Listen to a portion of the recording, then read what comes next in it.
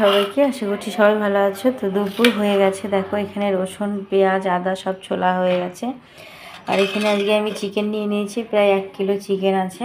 তো কীভাবে চিকেন রান্না করলে দেশি মুরগির স্বাদ পাবে, তো দেখো এখানে আমি লেবু কতগুলো চিপে আগে প্রথমে ভালোভাবে মাংসটাকে ধুয়ে নিয়েছিলাম, তারপরে লেবু মেখে 5-10 মিনিট রেখে দিচ্ছি।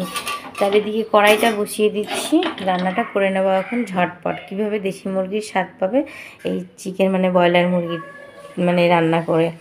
তো সঙ্গে থাকো, পুরো ভিডিওটা দেখতে থাকো।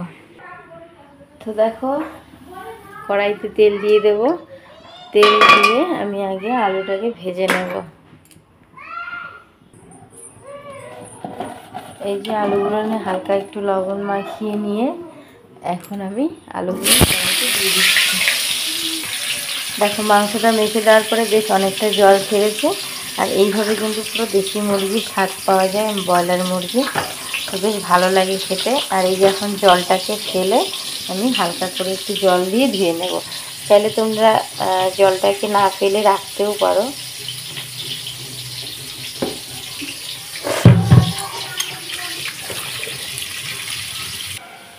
তো হালকা আমি একটু লবণ দিয়ে রেখেছিলাম, তো আবারও আমি এর মধ্যে একটু পরিমাণ লবণ দিলাম, যেহেতু জল দিয়ে ধুয়ে নিয়েছি তাই লবণটা আবারও দিলাম। আর এদিকে দেখো আলুগুলো বেশ সুন্দর লাল হয়ে এসছে, দিয়ে দিলাম হলুদ গুঁড়ো। এখানে আছে কটা গোটা রসুন দিয়ে দিচ্ছি, আর এগুলো আমি পেস্ট করে নেব। পেঁয়াজগুলো দিয়ে দেবো খানিকটা, আর খানিকটা রেখে দেবো ফোড়নের জন্য। এখন একটু সরষের তেল দিয়ে এটাকে ভালোভাবে মেখে নেব। দিয়ে দেবো সরষের তেল।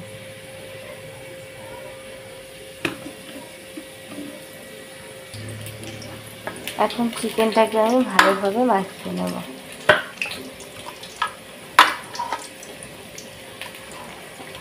এত সুন্দর করে এটা মাখবো, খুব সুন্দর মাখতে মাখতে সেন্ট বেরোবে।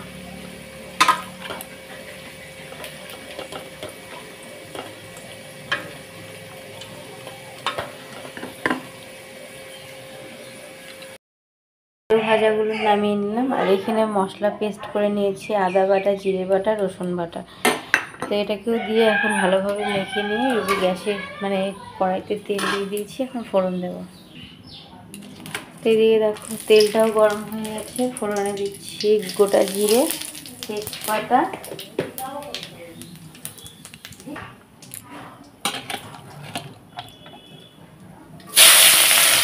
দিয়ে দিচ্ছি পেঁয়াজ কুচি। দেখো পেঁয়াজটাকে একবারে লাল করে নিয়েছি, আর এখানে আদা রসুন বাটাটাও দিয়ে মেখে নিয়েছিলাম মাংসটা একটু। আর এখানে আমি 2টোর মতো টমেটো নিয়ে নিয়েছি, চাইলে তোমরা 1টা টমেটো দিতে পারো।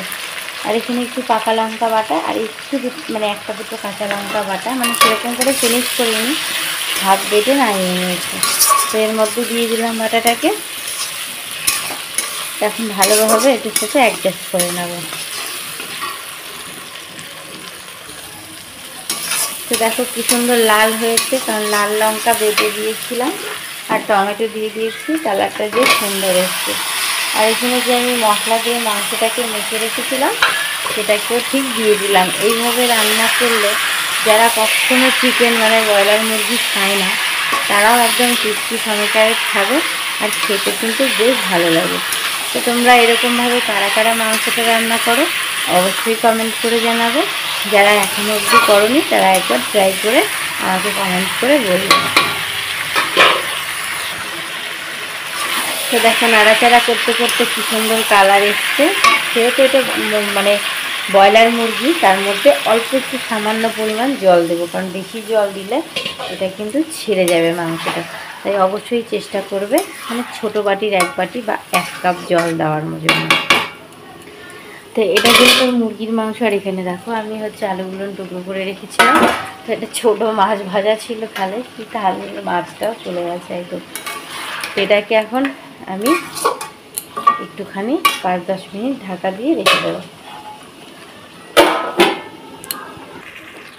তো এই যে ঢাকাটা খুলে দিয়ে দেখো এটা ফাইনাল লুক, আর খুব সুন্দর দেখতে লাগছে, কালারটাও বেশ সুন্দর হয়েছে। এখন ভালোভাবে কষিয়ে নেব। অবশ্যই যদি কষানো খেতে চাও তো এরকমভাবে ধনেপাতা কুচি দিয়ে নামিয়ে দেবে। আর যদি ঝোল খেতে চাও তো পরিমাণ মতো ঝোল দিয়ে দেবে। তো আমি ধনে পাতা দিয়ে দিলাম। এটা আমাদের গাছের ধনে পাতা, চাইলে তোমরা কেনা ধনে পাতাটাও ব্যবহার করতে পারো।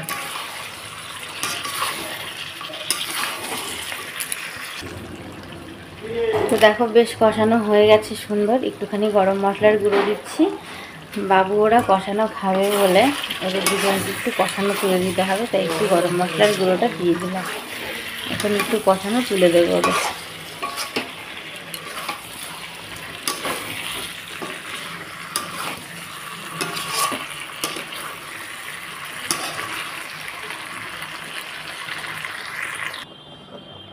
তো কষানো হয়ে গেছে, এখন দেখো ঝোল দিয়ে দিলাম।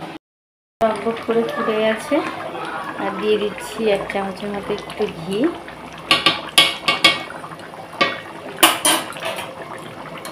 তোমরা ঘিটাকে চাইলে স্কিপ করতে পারো, আর যারা একটু মিষ্টি পছন্দ করো অবশ্যই দিয়ে নেবে। তো দেখো ফাইনালি মাংসটা আমার রেডি। তোমাদের কেমন লাগলো অবশ্যই জানাবে, ভালো লাগলেও জানাবে, খারাপ লাগলেও জানাবে।